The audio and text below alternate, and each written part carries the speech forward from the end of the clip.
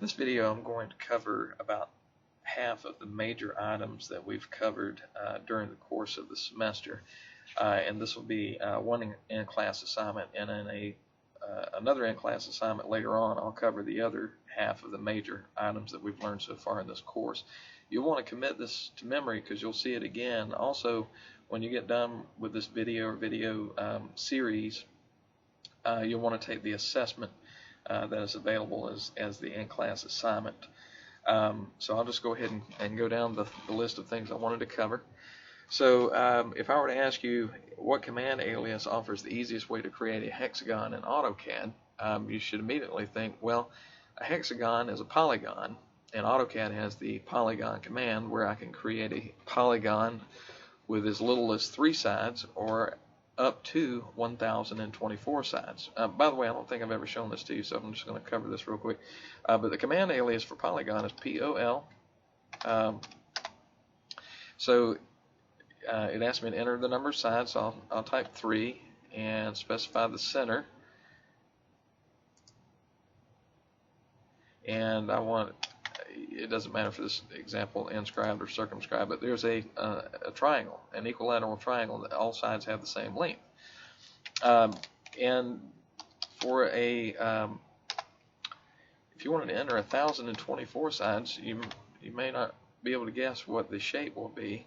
Let me specify center of the polygon, and a polygon with 1,024 sides looks approximately like a circle, but these are short line segments that create the polygon. Okay, so so the command alias that will easily create a hexagon is POL for polygon. The command alias C in AutoCAD is for circle. So if I type C and enter at the command line, I can draw a circle. If I type E followed by pressing enter at the command line, that is the command alias for erase in AutoCAD, which will allow me to erase the circle that I just drew. The command alias M represents move. Okay, so if I want to move this circle, I can type M followed by pressing enter and then move the circle. And so those are just a few of the more common command aliases that we have used. Okay, and let's go to some of the modifications we've learned. So if I were to ask you, by the way, these items that these next two were created with a polyline. Remember, a polyline, poly means many, and these two lines are actually one object, okay, and it's a polyline. Okay, so if I were to ask you how to easily transform this to this, your answer should be the fillet command. Okay. By the way, it doesn't have to be a polyline to create a fillet there, but if I were to modify this with the fillet command, I would just type F, enter, and then I can define a radius, whatever it needs to be, and then click one line, and then click the other, and I have a fillet with a radius of 0.5 in that case. All right, so if I were to ask you how to transform this shape, this L-shaped polyline, to this, you should immediately think of the offset command. And the command sequence for that is you can just type O for offset and then specify an offset distance. And then you click on the polyline and then offset it. Okay, and I think the actual offset for this one was 0.5. Okay, so if I were to ask you what single AutoCAD command you could use to create this shape, if you started with this shape, you should think mirror, M-I-R-R-O-R. You would select the object and then choose your mirror line, and don't erase the source objects, and there you have the two different shapes using the mirror command. If I were to ask you how to transform this shape to this shape, you should immediately think array, polar array specifically. So AR, enter.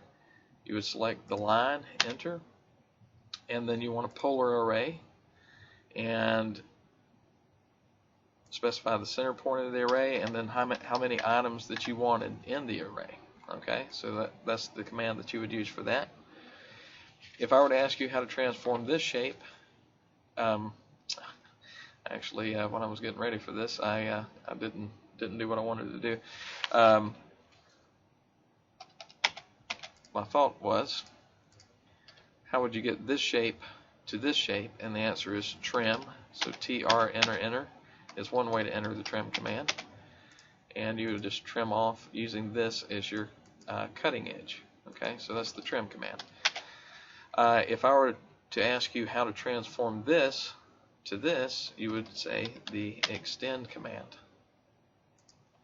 And you could extend those lines to this line. Okay. Now, if I were to ask you, when two or more circles have the same center point, the circles are known to be concentric. C-O-N-C-E-N-T-R-I-C. So if you had a circle there and were to offset it by 1, and all of these circles are concentric, because if I highlight them, you can see that they all have the same center point. So C-O-N-C-E-N-T-R-I-C. So if I were to ask, when a single geometric object touches another geometric object at a single point, the objects are said to be tangent to one another. So if I wanted to enter the line command and draw a line tangent to the circle, you could see that this line only touches this circle at a single point. If the line goes through even a little bit through the circle, this line is not tangent to the circle. This line is tangent because it only touches at a single point. All right. The distance from the center point of a circle, to its edge is its radius. So the distance from the center to the edge is this radius. Okay. So the length of this line is shown at 1.5993. If I were to click on this circle, you can see that the radius also comes up as 1.5993. Twice a circle's radius, or the distance across a circle through its midpoint, through its center point, is the diameter. So if I were to draw a line from quadrant to quadrant, this line's length is equal to the circle's diameter. So the length of this line is 3.1985. The diameter listed when I click on the circle, 3.1985, but the line has to pass through the circle's center point in order to be equal to the diameter. Pairs of numbers separated by commas, which are used to locate points on a 2D plane or in 3D space, are called coordinates. Okay, here are your drawing coordinates in AutoCAD down at the bottom left, okay, of the screen. The AutoCAD tools that allow users to select geometric entities by their endpoints, midpoints, tangencies, or center points, those are called object snaps. Okay, and we've used those in this video already. There's the quadrant object snap. This will produce the nearest object snap, so on and so forth.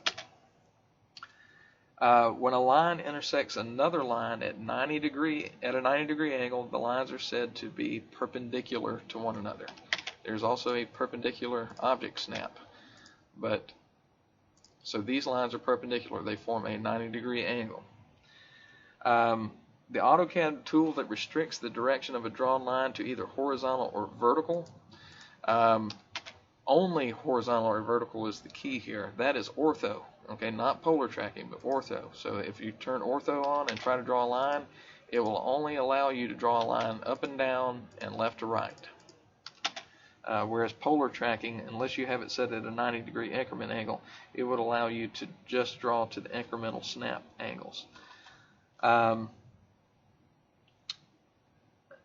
Okay. A flat two-dimensional surface that has no thickness is a plane. And the AutoCAD tool that permits users to navigate through a drawing while staying at the same zoom level is pan. Okay, notice I can go around in the drawing, but do not change the zoom level. Okay, and I hope you've understood everything in this video. If you don't, please let me know, and please take the related assessment. And that concludes this video.